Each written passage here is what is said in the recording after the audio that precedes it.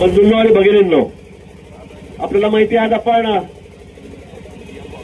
राज्यभर देशभर तिरंगा यात्रेचं आयोजन हे 3 दिवस केलेलं आहे।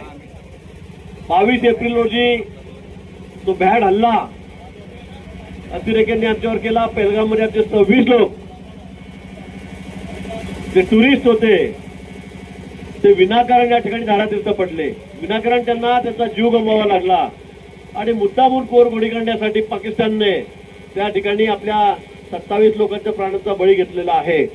आणि म्हणून त्याचं उत्तर आपल्या देशाचे पंतप्रधान, आपले तिन्ही सेना यांनी अतिशय कणखरपणे त्या ठिकाणी दिलेलं आहे। मला वाटतं 3च दिवसामध्ये पाकिस्तानला सोळकुई पळव आपल्या या सर्व जवानांनी, तिन्ही सेनांनी या ठिकाणी केलेला आहे। आणि म्हणून माननीय मोदीजींच्या मागे, आपल्या सर्व सैन्यांच्या मागे हा देश एकसंघपणे उभा राहिला, देशामध्ये एक टीमवर्क उभं राहिलं आणि संपूर्ण देशाने जवानांना सांगितलं की तुम लढो, आम्ही सगळे तुमच्या सोबत आहोत। पंतप्रधानांना सांगितलं, मोदीजींना, की तुम्ही लढा, आम्ही तुमच्या सोबत आहोत। आणि अतिशय शौर्य पराक्रम आपल्या जवानांनी त्या ठिकाणी केला आणि एक सुद्धा माणूस, एक सुद्धा कॅज्युअलिटी आपली झाली नाही। फक्त बॉर्डरवर काही आपले सिव्हिलियन होते, सुरुवातीला गोळ्या काढण्यात आल्या, त्यावेळेला काही लोकांचे 7-10 लोकांचे प्राण त्या ठिकाणी गेले, परंतु जवळपास 100च्या वर अतिरेक्यांना त्या ठिकाणी आपण ठार मारलं। या ठिकाणी 9 लष्करी जी होती, अतिरेक्याची तळ जी होती ती नेस्तनाबूत केली। अनेक एअरबेस आपण त्याचे नेस्तनाबूत केले आणि पाकिस्तानला 3 दिवसामध्ये सर्व जगभर आम्हाला माफ करा, आमचं युद्ध बंद करा, आम्हाला माफ करा, भारताला समजा, अशा विनवण्या कराव्या लागल्या। आणि शेवटी या ठिकाणी युद्ध थांबलं। पुन्हा पंतप्रधानांनी सांगितलेलं आहे की आपण फक्त स्थगित केलेलं आहे, थांबलेलं नाही। या ठिकाणी पुन्हा जर तुम्ही कुरघोड्या केल्या, आमच्या निरपराध लोकांवर जर हल्ला केला, तर आता आम्ही पुढे पाकिस्तानचं नाव नकाशावरूनच काढून टाकू, असं साफ शब्दामध्ये या ठिकाणी पंतप्रधानांनी सांगितलं।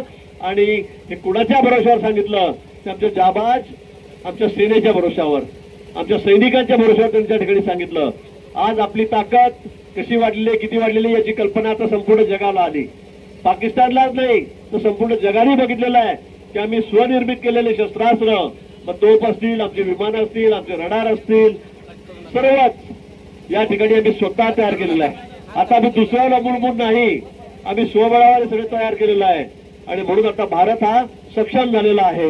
हा स्वतःच्या बळावर आता आम्ही काही करू शकतो, कोणत्याही शत्रूशी आम्ही लढू शकतो, हे आम्ही या ठिकाणी दाखवून दिलेलं आहे।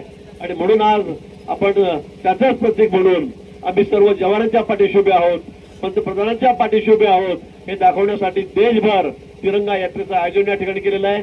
आपण मोठ्या संख्येमध्ये या ठिकाणी उपस्थित झालात, त्याबद्दल आपल्या सर्वांचे मी या ठिकाणी आभार व्यक्त करतो।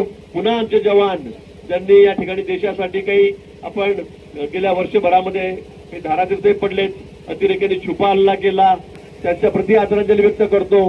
ते 26 यात्रेकरू, आमचे टुरिस्ट हे सुद्धा त्या ठिकाणी मृत्युमुखी पडले, त्यांच्या प्रति सुद्धा संवेदना व्यक्त करतो, त्यांना आदरांजली वाहतो आणि थांबतो। जय हिंद, जय महाराष्ट्र।